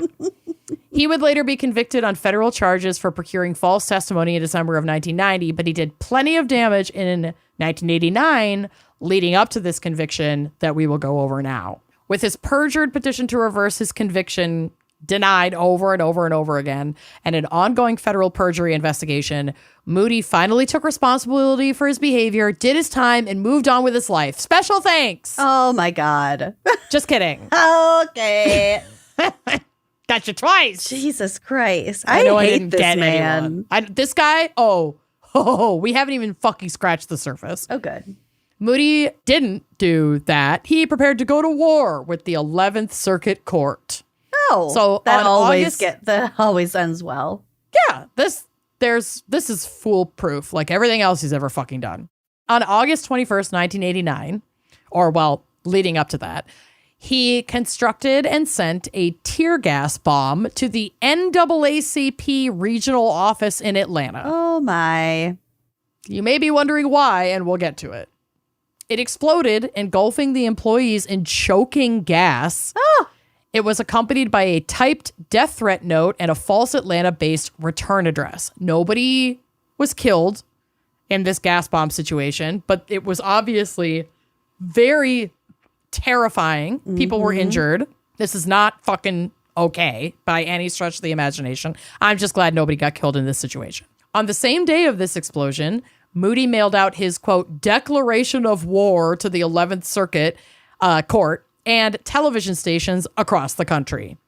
The declaration letter accused the 11th Circuit of deliberate misconduct and rank bias and complained about the circuit court's callous disregard for justice. It further threatened poison gas attacks against densely populated cities. Oh, good. So why, if he was declaring war on the 11th Circuit Court, would he send the gas bomb to the NAACP? Turns out like a racist motivation, perhaps? Sure was. Weird. Turns out the attack on the NAACP office was intended as a red herring, a super racist one, and that this gas bomb was intended as a test to see if the bombs could successfully be sent through the mail. So he targeted a completely unrelated office, an NAACP office staffed with prominent black civil rights activists and lawyers. Yeah, totally random target. As his testing ground. That's so fucking gross. It's sick. And he wouldn't stop there. So he spent the next few months over the summer of 1989 acquiring the materials he needed to build more bombs. During this time, Moody sealed off the front bedroom in the residence he shared with Susan to use as his lab for his creepy little project. This is like the Moody family equivalent of sleeping in separate bedrooms. He's married to his bombs. Susan was still ride or die for this racist fuck, and he would send her on errands with instructions on what to buy, and she would either purchase or shoplift the items. These items included mailing labels, stamps, cardboard boxes, aluminum pie pans, goose pattern paper towels, evil but make it cute. Goose pattern paper towels? Always the same paper towels. They were for packaging. And they had a pattern of like little cartoon, like those little white geese with like the blue bow. Yeah, I know exactly what you're talking very about. Very 80s, 90s. I think like, we even had those in our house. They're like quilted. Yeah. Yeah. Black latex paint, nails, rubber bands. All of these items were common elements in all of the bombs that he constructed. It's pretty close. I've had shopping lists that are pretty close to that. I mean, have you? Nails, mailing rubber labels, bands, black stamps, latex paint. The first half, sure. The pie rubber pan. Bands, nails. You lost me at black latex paint. That's where my list ends. It's the only thing I had. Well, I've never baked a pie. You're right. Also included on the shopping list were things like a shower cap, a raincoat, and gloves. And Moody would use these to prevent any DNA or trace evidence when he was in his little workshop. Mm. The 4 bombs that Moody was constructing were finished in early December of 1989. Once finished, Moody opened up the bedroom and thoroughly cleaned and remodeled it in an attempt to erase evidence of bomb making. Whoa. Uh-huh. According to Susan, after the FBI began investigating Moody's involvement, he would remark to her, quote, if they have any evidence, it would be DNA. This would apparently be a very successful cover-up attempt, as forensics investigators would find little to no evidence in his workshop, his former workshop, even though they lifted up and vacuumed under the new flooring to like collect whatever was in there. They still didn't find anything solid in his home. That's intense. But whatever lights a fire under your ass for a remodel, honestly. I mean, yeah. And like, what's wild is for how meticulous he was about this element of his crimes, he was just so deeply unserious about the Gene West shit. Like, how are we going from the loosest, most obviously perjured fucking defense to suddenly you're one of the most like meticulous crime scene cleaners that the world has ever fucking seen. So also weird. There is a Forensic Files episode about this, of course. Oh, so good. Get out there, babe. So he finishes up with these bombs in early December. By mid-December, the 4 pipe bombs are mailed out. On December 16th, 1989, one of those bombs was delivered to the Mountain Brook, Alabama home of Judge Robert Smith Vance, a United States Circuit Judge of the U.S. Court of Appeals for the 5th Circuit, but later the U.S. Court of Appeals for the 11th Circuit. Okay. The return address was that of a judicial colleague in Noonan, Georgia. It's just a fake return address. Judge Vance opened it in his kitchen after a morning of yard work and errands. When opened, the bomb inside detonated, and Judge Vance was killed, and his wife Helen Vance was seriously injured, but she survived. Dang. Moody's killing of Vance was motivated by the court's refusal to expunge Moody's conviction for the 1972 explosion in his home, despite the fact that Judge Vance was neither on the panel that made that decision, nor was he responsible for that decision at all. He just happened to be serving on the 11th Circuit Court. But like that can encompass a whole lot of fucking people that have fuck all to do with his case. It just makes me so fucking mad. The like senselessness. He didn't care who he killed. No, he didn't give a single fuck. Wow. Then on December 18th of 1989, a second bomb was delivered to Black civil rights attorney Robert Robinson's law office in Savannah, Georgia. The package held a similar bomb, killing Robinson when he opened it. Oh. It had a false return address from Warner Robins, Georgia. And this is once again a completely unrelated target fueled by his racism and wanting to leave red herrings, just like at the NAACP office. It's just indiscriminate. These are random at this point. Might as well. They might as well be random, but he certainly was targeting Black people, like prominent Black people in the legal system. Was Judge Vance Black? No. Judge Vance was not, but he was including these targets so that this would look racially motivated on top of how he was targeting members of the 11th Circuit Court. Oh, as long as it looks racially motivated. Yeah. Which we'll get to that. So December 18th, 1989, a third bomb is received at the courthouse that he was tried in Atlanta, Georgia, at the 11th Circuit Court of Appeals.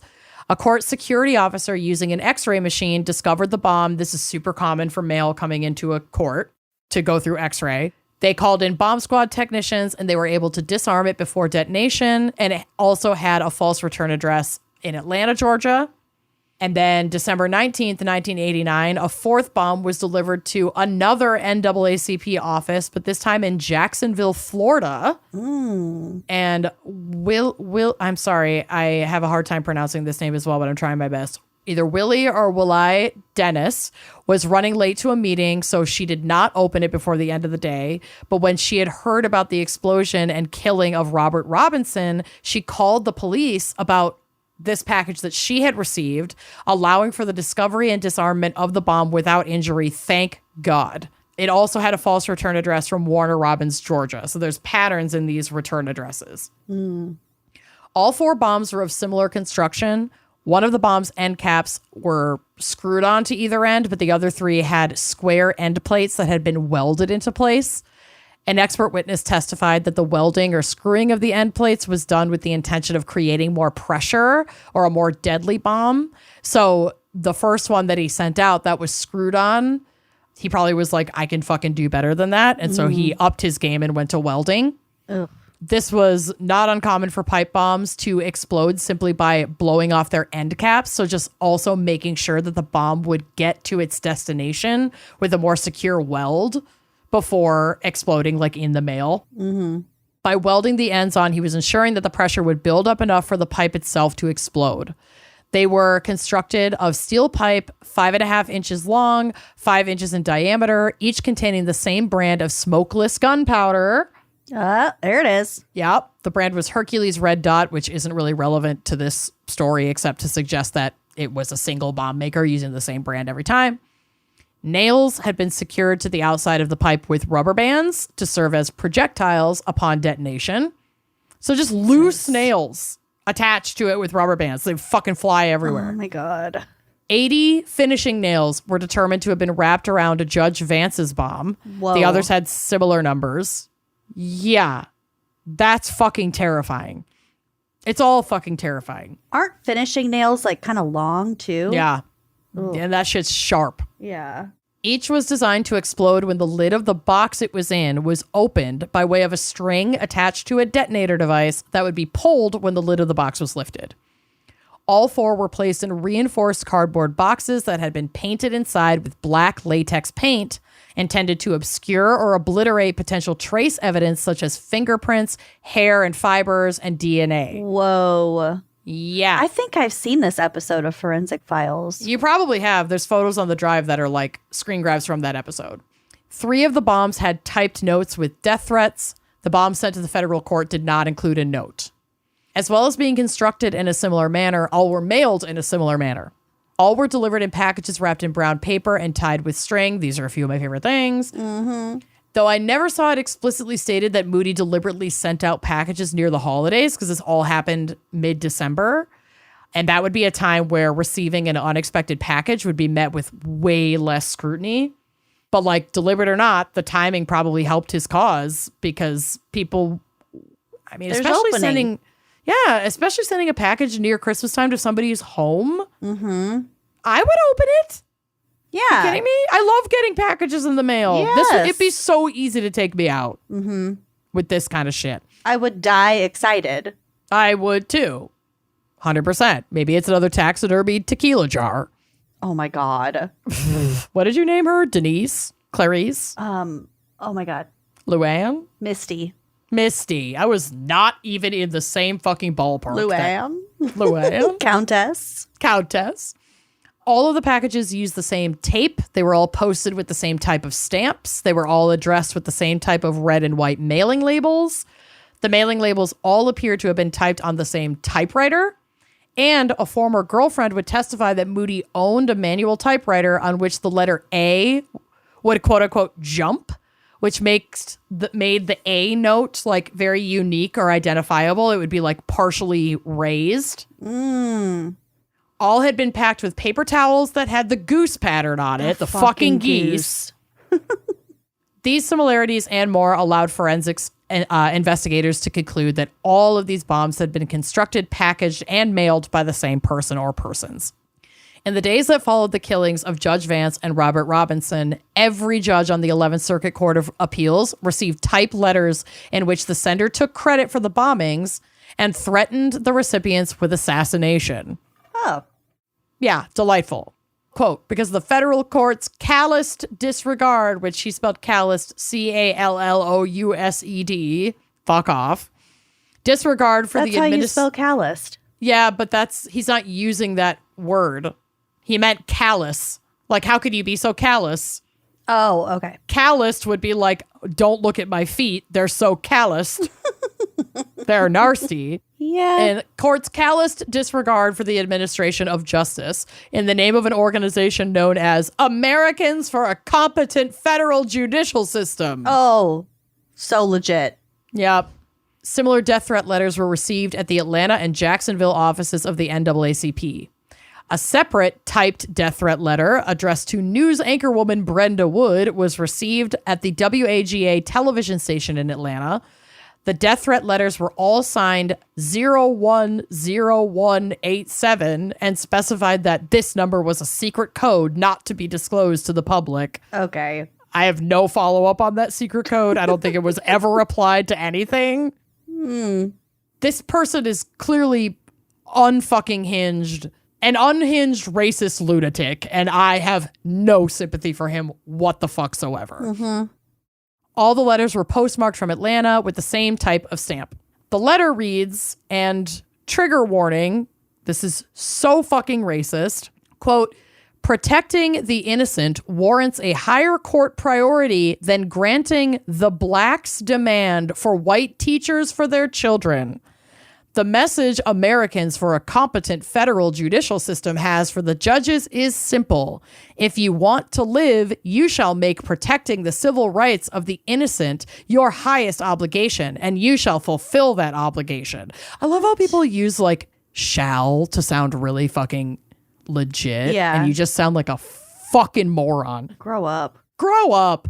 The message Americans for a competent judicial system has for attorneys and the black leadership is also simple. If you want to live, you shall take the action required to prevent black men from raping white women. Oh my God.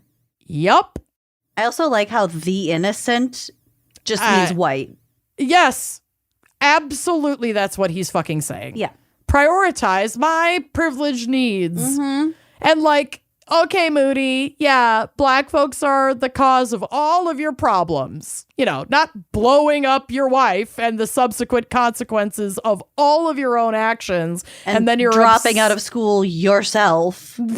Dropping out of law school yourself, purging yourself to try and overturn an appeal. And when that didn't work, you bombed a bunch of fucking people and killed 2 more people. Yeah, talk about innocence. Fuck off. Yeah. It's sick. This person is the worst. Mm-hmm. I don't even have a word for it. The FBI investigation into the string of bombings was extensive. Quote, with help from U.S. postal inspectors, we'd gathered the remnants of the bombs and packages for our lab to analyze, learned the path the packages had taken through the postal system, and assembled a long list of suspects. They reviewed over 1 million documents that had been filed with the 11th Circuit Court, God. hoping to find a connection because this court was being targeted, and named in all of these threat letters. Mm-hmm. So they're like, okay, I guess we got to pour over fucking everything that's been filed there in the last X amount of years. Uh-huh. Rule everyone out. Rule everyone out. God. I mean, I can't even imagine taking on that kind of fucking investigation. No. The paralegals. Oh, God. Amazingly, they did find something. Talk about a fucking needle in a haystack, dude. Listen to this. They found a document written by a secondhand junk dealer and part-time preacher. I love this person. I don't know anything about him, but holy shit, I want that on my tombstone. About a lawsuit that he had lost. It would later turn out that this guy, so the secondhand junk dealer, part-time preacher, his name was Robert Wayne O'Farrell. Of course he was. There's nothing else he could have been named. This literally could not. It would later turn out that O'Farrell's wife had sold their typewriter that they owned with its very distinct defective A key to Susan Moody, Walter Moody's wife. Ooh. So that's their first lead. What? Yeah. So yeah. What was the filing exactly? So they found a file that had a document written by Robert Wayne O'Farrell on this janky typewriter with the fucked up A key. Yeah. Filed as part of a lawsuit that he was in that he lost. So he had gone to the 11th Circuit Court to try and get this appealed. So they just recognized the A key on these documents. Whoa! Out of 11 million documents, they flagged that. Oh my God, that is so... So then they contacted him and they're like, where's this typewriter? Yup. And then O'Farrell's wife was like, oh, we sold it. We sold it to a woman named Susan Moody. And they were like, the fuck? What? Oh my God. Yeah. That would be so satisfying to piece this together. I know, especially for whatever fucking underpaid lackeys they had pouring over 11 million fucking, not 11 million, over 1 million documents. Yeah. I keep getting 11 circuit court. Numbers are hard. I have a lot of mental problems. It could have been 11 million. Who knows? 11 million is over 1 million. So yeah. Either way, that's fucking wild. That's cool. So this led them toward Walter Moody. And though it's not enough go after him just on that alone. Surveil that motherfucker. It was enough to look at him. So then they look at him and they're like, oh shit, 1972 pipe bomb. Oops. An ATF expert was contacted by a colleague who had helped defuse one of the bombs in the 1989 string of bombings. He reached out to someone who worked on the 1972 case of the pipe bomb because he thought the design resembled the one that he had seen 17 years prior. Oh, how do you remember that? I mean, you never forget a bomb. I guess. He then went through his old cases and found his files on the explosion that had injured Hazel Moody and was like, I think this is our fucking guy. So he took that to the feds. The police then got a warrant. They searched Moody's apartment thoroughly, even pulling up the floorboards of the renovated bedroom. They found nothing. But they did find a variation of a pipe bomb in a previous residence that had been left behind. What? Yeah. Like hidden. Oh my God. The FBI believed this to be a transition device between the 1972 and 1989 bombing. So like he was practicing while he was living there and he left something behind and like tucked away and it just hadn't been discovered. And when they had a warrant to go in and look for it, knowing he had completely remodeled like his current home, they were just super fucking thorough to be like, well, if he did that this time, he could have hidden shit last time. And they found a bomb that wasn't active, but like a practice. When we moved into my current house, yes, we found so this isn't a bomb. And this house used to be a rental, so people just like fucked around in it all the time. Yeah. It was a can of WD-40 with like a lighter taped to the end of it. Yeah, that's a flamethrower. Yeah. What? It's kind of like Let a bomb. people have fun. Yeah. I mean, 4th of July. It looked really fishy. It was like all rusty. It was in like a crawl space. Fireworks are expensive. They really are, especially for college kids. So he gets arrested, Doy, and goes to trial. But like, I have to give props where props are due. This investigation, when you say it was thorough, they fucking mean it. Like, finding these little connecting details to lead to their perp is like pretty impressive. I'm rarely impressed by any kind of police criminal dealing. justice agency.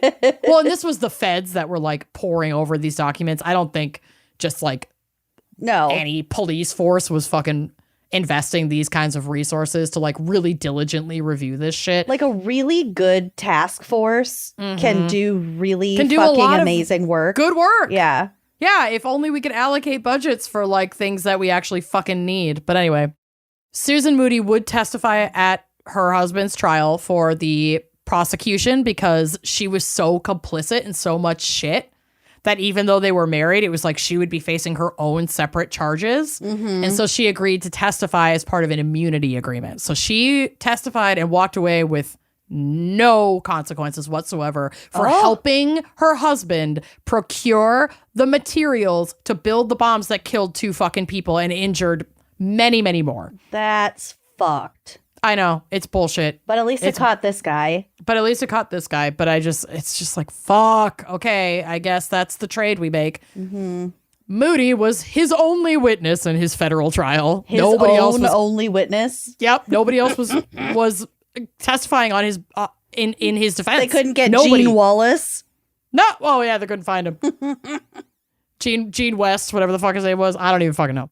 Moody reviewed and contested his 1972 conviction, again maintaining that Gene Wallace had placed the bomb in his home. But in the same breath, Moody also confessed that his attempt to overturn his conviction was based on falsified evidence. But Gene is real, I swear. He's real. That part is true. That part's true. The rest of it wasn't true. But Gene's real, and he put it in. It's like in Catfish. The only thing I lied about was my picture. Right. Exactly. Everything else was so true. I've never loved anyone more. Yeah. Moody said he had never heard of Judge Vance or Robert Robinson, 2 people he fucking murdered, and tried to blame his former attorney, Michael Ford, who had at one point been Mr. Robinson's law partner. So like they did have a connection, whether or not Moody was aware of that, but he didn't know who these fucking people were. So he claimed that his previous attorney, Ford, had admitted to his own involvement in the mail bombings. So he told me privately. Right. So he was called to testify and he was like, no, I never said that. I did not do that. He denied blow everything. up my own partner. Yeah, and they were like, yeah, we believe you. You can go. Get out of here. Moody said that he did not arrive in the Atlanta area until 10:30 p.m. on December 16th, 1989. So he couldn't have mailed the bombs that had the Atlanta post address or whatever. Moody then blamed the KKK for the other bombings. Well, they were racially motivated. It couldn't have been him. Despite the fact that it had already come out in court that Moody at times masqueraded as a lawyer and that he himself clearly hated black people, partly because he thought they received preferential treatment by the courts. The fuck? Right? I literally wrote fucking what? On what planet do people of color get preferential treatment by the courts? Okay. Yeah. What the fuck? But the prosecution said he killed Robinson and targeted the NAACP chiefly to make investigators think the crimes against the 11th Circuit Court were racially motivated. You gotta love a racist thinking he can throw folks off the trail by being racist. Yeah. I can't. Moody would be convicted and sentenced to 7 life terms plus 400 years for the federal charges and sentenced to death by electric chair. By the time he actually got executed, it was via lethal injection because they stopped using the electric chair. And he got that sentence for the murder of Judge Vance. Oh, my God. Moody would be put to death by lethal injection in Alabama State Prison on April 19th, 2018. So not that long ago. Okay, his prison photo is so gross looking. Yeah, it's foul. He looks like he's made out of old butter. He looks like he's made out of cold cuts, like bologna meat. Oh, yeah. And like really bad sliced. turkey. Thin turkey. Turkey. It's so gross. I hate this man. At 83 years old, Moody was the oldest person to be put to death since the Supreme Court reinstated the death penalty in 1976. For his last meal, he ate 2 Philly cheesesteaks, a Dr. Pepper, chips, and a bag of M&Ms. And when I read this, thank you. First of all, thank you. Gross. When I read this, my first thought was that, like, if he's going to shit himself upon his death, he wanted it to be the rankest shit possible. 2 Philly cheesesteaks. 2! God. And I love a Philly cheesesteak, but that's a lot of food. Yeah, I mean, it's not like he'll be bloated for very long. No, he was preparing his last bomb, if you will. And that's my opinion. That's my speculation.